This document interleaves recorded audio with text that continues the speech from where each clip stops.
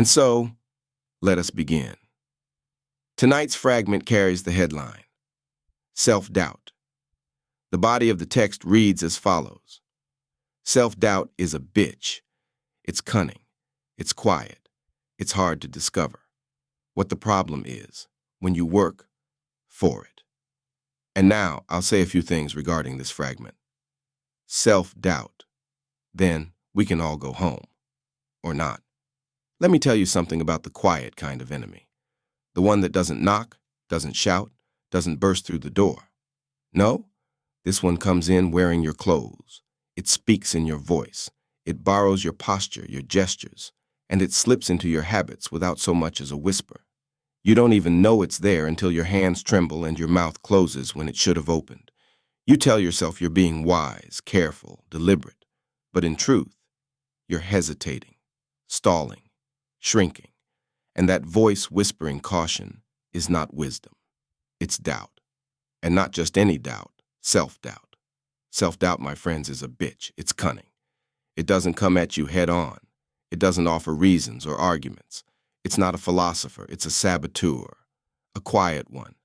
It's the kind of ghost that rearranges the furniture just enough to make you stumble, but never enough to make you realize you've been haunted. And the worst part, you don't see it coming. Because you think it's you. You think you're just being realistic. You think you're just waiting for the right time. You think you're not quite ready yet, that you'll start tomorrow, that you need one more book, one more rehearsal, one more conversation, one more sign from the sky. And so the time slips by. The dream gathers dust, and that voice, the one you mistook for caution, goes back to its corner, smug and satisfied, because once again, it won. Now here's the worst part. You might be working for it. Yes, you might be working for the very thing that's undoing you. Not because you're a fool, not because you want to fail, but because somewhere along the way, you learned the wrong lesson. Maybe you learned that confidence is arrogance. Maybe you learned that ambition is dangerous. Maybe someone convinced you that humility means silence, that caution is virtue, that safety is survival, and maybe, just maybe, you made a deal with a quiet little devil inside you, the one that said, keep your head down and no one will hurt you. And so you did, and so you do. And so you keep the job that hollows you out. You keep the friend who drains you. You keep the story about yourself that no longer fits, and you call it loyalty. You call it realism. You call it wisdom. But it's self-doubt, dressed up and hiding behind the language of virtue. Let me be clear. Self-doubt is not the same as reflection. It's not discernment. It's not humility. Those things sharpen you. They carve you out with care. They leave you clearer, stronger, more resolved. But self-doubt, it's dull. It blunts the blade. It leaves you rusting in place. And the more you listen to it, the more it rewards you with small mercies. The mercy of never being embarrassed. The mercy of never being wrong. The mercy of never being hurt. But these mercies come at a cost.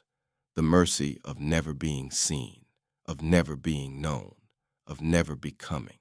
Because self-doubt, when you work for it, makes a fool of you. And it doesn't pay you in coins. It pays you in missed moments, in unspoken words, in ideas that die inside your chest. It pays you in years. It pays you in silence. And eventually, it comes to collect in full. So what then? What do we do when we realize we've been employed by our own undoing? First, we stop. We stop pretending we don't know. We stop dressing it up as something noble. We stop flattering it with excuses. We stop making it comfortable. We name it. We say, this is self-doubt. This is the thing that's kept me smaller than I was meant to be. And then, we do the harder thing. We fire it.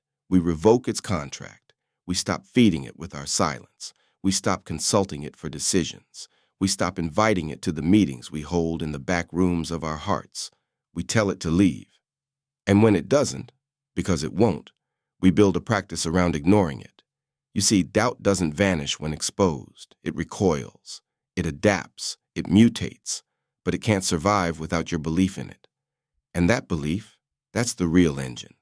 That's the part you must learn to cut off. And how do you do that? You start where it hurts the most, with the self. Because self-doubt feeds on self-neglect. It grows in the soil of shame. It drinks from the well of your smallest stories, so you must give it nothing. No water, no soil, no sun. You speak truth into the silence it thrives in. You tell yourself things you wish were true until some of them are. You remind yourself you are allowed to exist loudly, that your voice is not an inconvenience, that your presence is not a disruption, that your desires are not defects. And then you take a step, a small one. Maybe you write the sentence you've been afraid to write. Maybe you apply to the job you think you're underqualified for. Maybe you speak up in the meeting. Maybe you leave the relationship that's been shrinking you. Maybe you pick up the phone. Maybe you say no. Maybe you say yes. Whatever the step is, it won't feel safe. That's the point. It will feel like standing in the open, arms bare to the cold. But it's in that moment, the trembling moment, the tender moment, that the old engine of doubt begins to lose its fuel, because you're acting without its permission. You're disobeying its command. You're working for something else now. You're working for you. And that's the whole turn of the story, isn't it? The moment you realize you can quit, that you don't have to keep clocking in for a master who never had your best interest in mind, that you can switch employers, that there's a self in you that is not doubting, not diminishing, not deferring, a self that is bold, luminous, dangerous in the best way. That self is waiting. It's always been waiting, but it will not force its way in. It waits for your permission, for your invitation, for the moment you say, I'm done working against myself. I'm done apologizing for my own light. And when you do, that self rises, slowly, surely, like dawn over a battlefield. And what was once cunning, quiet, and hard to discover, what was once mistaken for wisdom, now begins to lose its grip. Because you saw it for what it was, you named it, you turned away. That, my friends, is where freedom begins. Not with a shout, but with a whisper answered. Not with a war, but with a surrender. Not with the perfect plan, but with the imperfect courage to say, I will not doubt myself today. And when tomorrow comes, you say it again, and again, and again, until your very being becomes a declaration, until your every step becomes a rebellion against that quiet bitch who used to run your life.